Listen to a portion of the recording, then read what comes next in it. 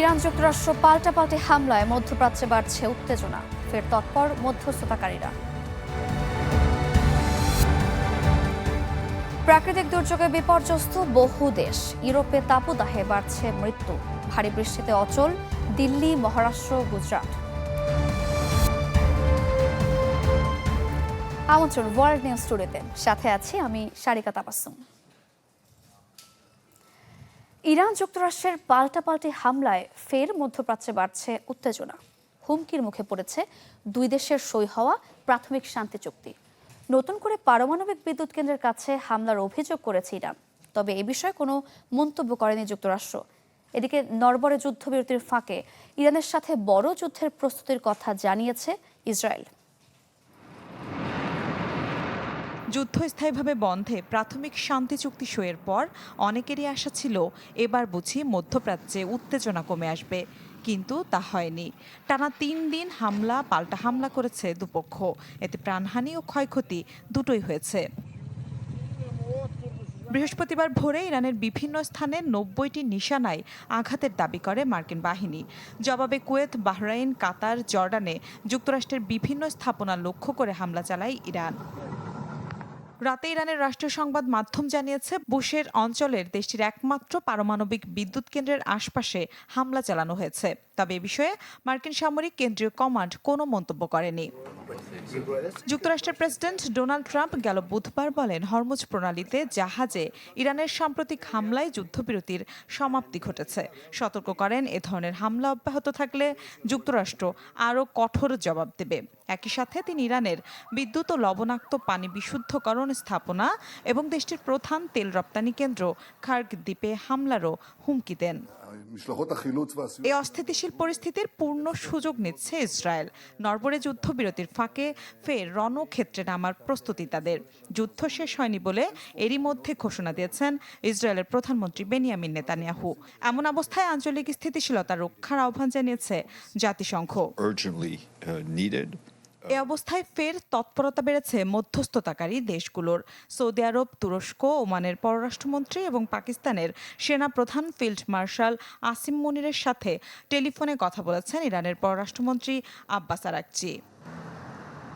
মিলা Khandakar, channel 24। জন্মস্থান মাশহাদে চিরনিদ্রায় শায়িত হলেন ইরানের প্রয়াত সর্বোচ্চ নেতা আয়াতুল্লাহ আলী খামেনি। ইমাম রেজার মাজার প্রাঙ্গণে তাকে দাফন করা হয়। এর আগে ইরানের 5 শহরে সপ্তাহব্যাপী পালিত হয় শোক কর্মসূচি। এতে অন্তত 4,30,00,000 মানুষের জনসমাগম হয়েছে জানিয়েছেন দেশটির গণমাধ্যম।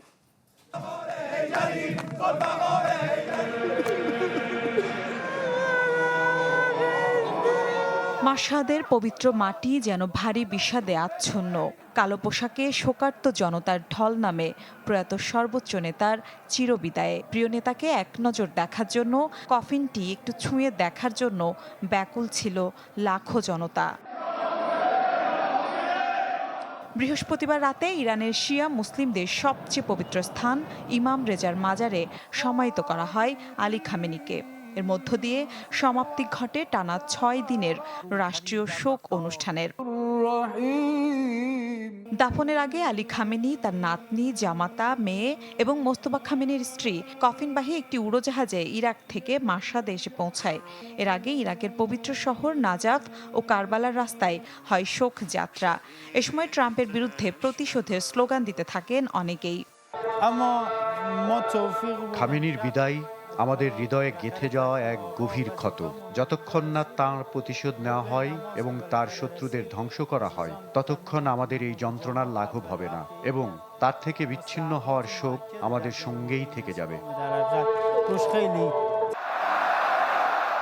1939 সালে ইরানের মাশহাদে জন্মগ্রহণ করেন ইরানের প্রয়াত সর্বোচ্চ নেতা আয়াতুল্লাহ আলী খামেনি। ইসলামী বিপ্লবের পর উঠে আসেন দেশটির শীর্ষ নেতৃত্বে। 1981 থেকে 1989 সাল পর্যন্ত ইরানের প্রেসিডেন্ট ছিলেন খামেনি। এরপর ইসলামী বিপ্লবের নেতা আয়াতুল্লাহ রুহুল্লাহ খোমেনির মৃত্যুর পর দেশটির সর্বোচ্চ নেতা হন তিনি। ক্ষমতার প্রায় 4 দশকেই যুক্তরাষ্ট্র ইসরায়েল ইস্যুতে কট্টর অবস্থানে ছিলেন খামেনি।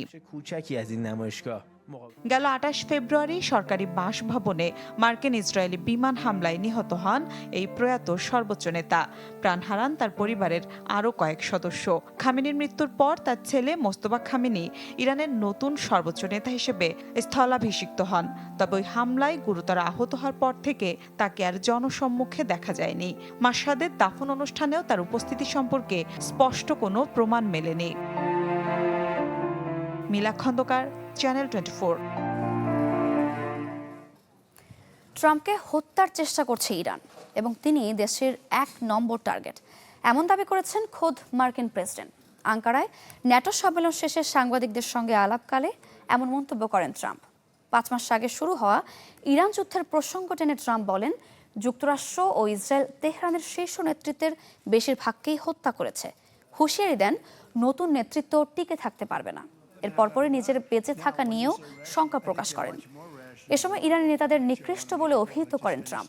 হরমুজ প্রণালীতে হামলা হলে যুক্তরাষ্ট্র আবারও বিমান হামলা শুরু করবে এবং যুদ্ধের পরিধি আরও বাড়াবে, এমন হুমকিও দেন মার্কিন প্রেসিডেন্ট।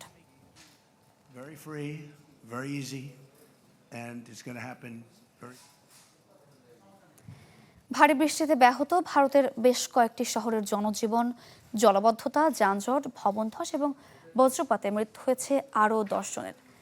দিল্লি এনসিআরে ভারী বৃষ্টিতে সড়ক তলিয়ে যায়, বহু এলাকায় যান চলাচল ব্যাহত হয় এবং গাছ উপড়ে পড়ে। রোহিণীতে একটি ভবন ধসের ঘটনায় মৃতের সংখ্যা বেড়ে দাঁড়িয়েছে ৩ জনে। মহারাষ্ট্রে বর্জ্যের স্তূপ ধসে একটি স্থাপনা ভেঙে পড়ার ঘটনায় উদ্ধার অভিযান অব্যাহত রয়েছে। এ পর্যন্ত একজনের মরদেহ উদ্ধার করা হয়েছে, আরও কয়েকজন ধ্বংসস্তূপে আটকে থাকার আশঙ্কা রয়েছে। এদিকে গুজরাটের সুরাতে বন্যার পানি ধীরে ধীরে কমতে শুরু করলেও বৃষ্টি সংশ্লিষ্ট ঘটনায় আরও কয়েকটি মরদেহ উদ্ধার হয়েছে। আর উত্তরপ্রদেশে বজ্রপাত ও দেয়াল ধসের ঘটনায় অন্তত ৭ জনের মৃত্যু হয়েছে। আবহাওয়া দপ্তর জানিয়েছে, আগামী কয়েকদিনও ভারতের বিভিন্ন অঞ্চলে ভারী থেকে অতি ভারী বৃষ্টিপাত অব্যাহত থাকতে পারে।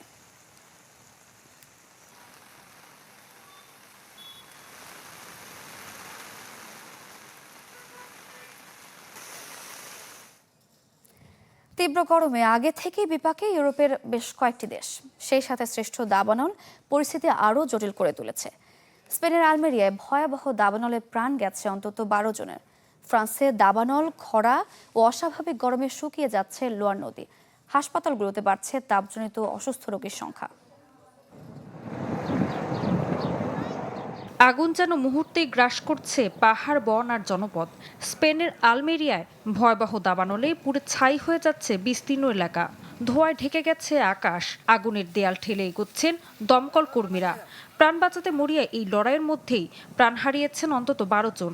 ১৫০ শতাধিক অগ্নি নির্বাপক কর্মী এবং সেনাবাহিনীর বিশেষ ইউনিট আগুন নিয়ন্ত্রণে কাজ করছে। দ্রুত ছড়িয়ে পড়ায় দাবানলকে আন্দালুসিয়া অঞ্চলের ইতিহাসে সবচেয়ে ভয়াবহ বলে উল্লেখ করেছেন স্থানীয় কর্তৃপক্ষ। আশেপাশের জনপদে চলছে সর্বোচ্চ সতর্কতা। এটি আমাদের অঞ্চলের ইতিহাসে সবচেয়ে ভয়াবহ দাবানল। আমরা এক নজিরবিহীন ট্র্যাজেডির মুখোমুখি।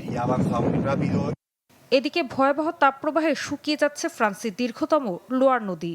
কোথাও নদীর বুকে শুধু বালুচর, কোথাও পানির সরু ধারা। শুক্রবার দেশটির বিভিন্ন অঞ্চলে তাপমাত্রা ৪১ ডিগ্রি সেলসিয়াস পর্যন্ত ওঠার পূর্বাভাস দিয়েছে আবহাওয়া বিভাগ। অন্যদিকে তীব্র গরমের প্রভাব সবচেয়ে বেশি পড়ছে হাসপাতালগুলোতে। জরুরি বিভাগে বাড়ছে হিটস্ট্রোক ও পানি শূন্যতা আক্রান্ত রোগীর সংখ্যা। শুধু বয়স্ক নয়, তরুণদেরও চিকিৎসা নিতে হচ্ছে। জরুরি বিভাগে তাপজনিত অসুস্থ রোগীর সংখ্যা উল্লেখযোগ্যভাবে বেড়েছে। অ্যাম্বুলেন্স সার্ভিসেও প্রায় ৩০% বেশি কল এসেছে। হাসপাতালে পর্যাপ্ত শীতাতাপ নিয়ন্ত্রণ ব্যবস্থা না থাকায় জরুরি ভিত্তিতে শত শত পোর্টেবল এয়ার কন্ডিশনার স্থাপনের উদ্যোগ নিয়েছে ফরাসি সরকার। ইউরোপ জুড়ে চলমান তাপপ্রবাহে মৃত্যুর সংখ্যাও বাড়ছে। প্রাথমিক হিসাবে জার্মানিতে ৫,০০০-এর বেশি, ফ্রান্সে ২,১৭০০-র বেশি, বেলজিয়ামে প্রায় ১৭০০, স্পেনে ১,০০০-এর বেশি মানুষের মৃত্যু অতিরিক্ত তাপের সঙ্গে সম্পর্কিত বলে ধারণা করা হচ্ছে। বিশ্ব আবহাওয়া সংস্থার সতর্কতা, বিশ্বের গড়ের তুলনায় ইউরোপে উষ্ণতা বাড়ছে দ্বিগুণেরও বেশি। ফলে এমন দীর্ঘস্থায়ী তাপপ্রবাহ, খরা ও ভয়াবহ দাবানল ভবিষ্যতে আরও বেশি ঘন ঘন এবং আরও ভয়াবহ রূপে ফিরে আসতে পারে। ঋতু সাহা, চ্যানেল 24। এই মুহূর্তে ইউরোপের তাপদাহ নিয়ে আরও খবর জানবো। ফ্রান্স থেকে যুক্ত হচ্ছেন সহকর্মী আহসান হাবিব। হাবিব, আমরা বলছিলাম একদিকে তীব্র গরম, সেই সঙ্গে দাবানল। ফ্রান্স সহ ইউরোপের সার্বিক পরিস্থিতি নিয়ে জানাবেন।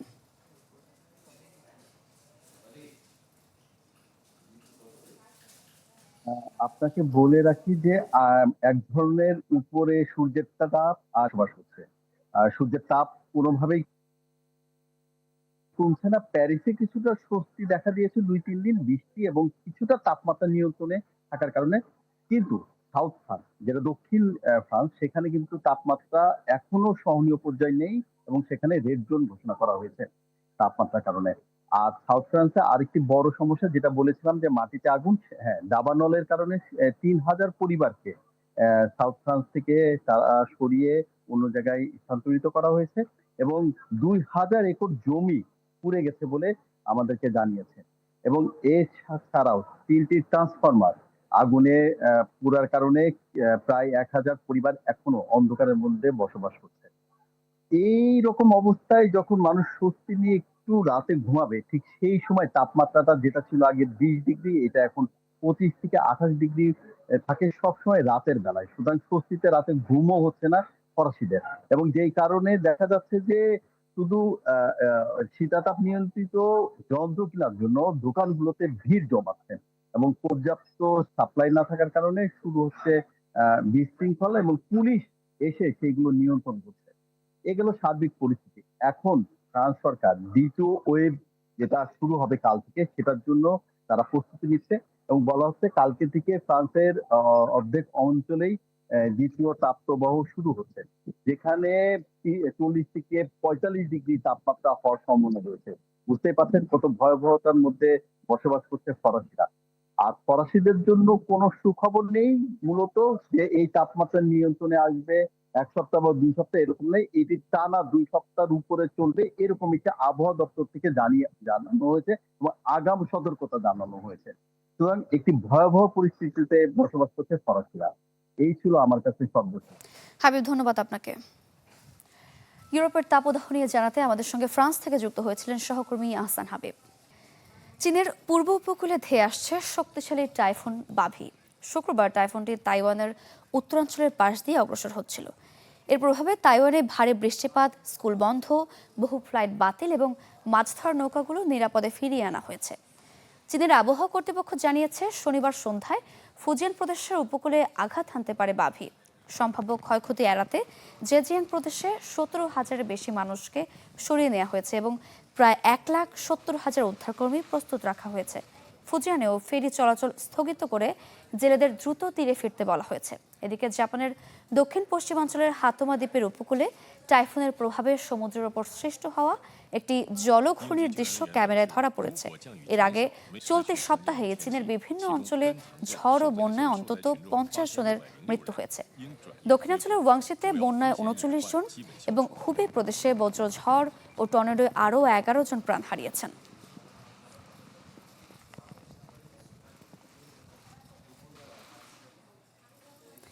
চীনের জিনজিয়াং শহরের একটি জুতার কারখানায় অগ্নিকাণ্ডে অন্তত ২৮ জন নিহত হয়েছেন।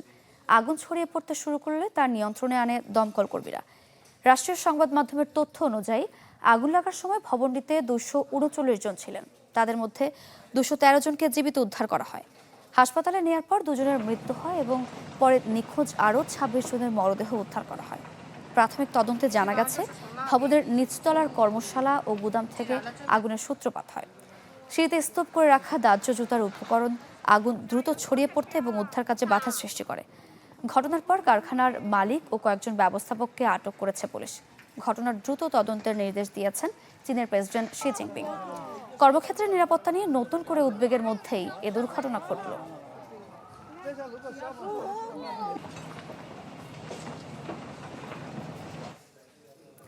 ব্রিটেনের অন্যতম মর্যাদাপূর্ণ সাংস্কৃতিক আয়োজন ব্র্যাডফোর্ড লিটারেচার ফেস্টিভ্যালে অংশ নিলেন বাংলাদেশের শিল্পীরা।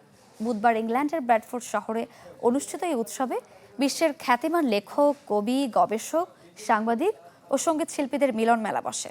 কবি টি.এম. আহমেদ কায়সারের নির্দেশনায় এভারগ্রিন সংস অব বেঙ্গল শীর্ষক পরিবেশনা অনুষ্ঠিত হয় ঐতিহ্যবাহী আলহামরা থিয়েটারে। পরিবেশনায় বাংলা সুফি সঙ্গীতের সঙ্গে বিট জেনারেশনের কিংবদন্তি কবি এলেন গিন্সবার্গের কবিতার এক অনন্য সংলাপ তুলে ধরা হয়। গিন্সবার্গের জন্মশতবর্ষে তার প্রতি শ্রদ্ধা নিবেদন ছিল পরিবেশনাটির বিশেষ আকর্ষণ। বিভিন্ন ভাষা ও সংস্কৃতির দর্শকদের উচ্ছ্বসিত প্রশংসা কুড়িয়েছে এই আয়োজন। এতে অংশ নেন বিদুষী চন্দ্রা চক্রবর্তী, অমিত দে, লাবণী বড়ুয়া, মইনুল ইসলাম, শ্রী গাঙ্গুলি, হামিদ ওয়ালিয়া, টি আহমেদ কায়সার এবং সৈয়দ আনোয়ার এজা। আয়োজক ও শিল্পীদের প্রত্যাশা, এমন আন্তর্জাতিক সাংস্কৃতিক মঞ্চে বাংলাদেশের সঙ্গীত ও সাহিত্য আরও বিস্তৃত পরিসরে বিশ্ব দরবারে পৌঁছে যাবে।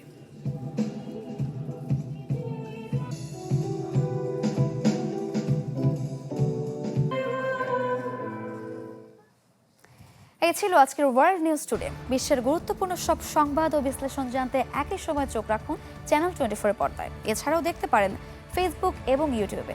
সাথে থাকার জন্য ধন্যবাদ।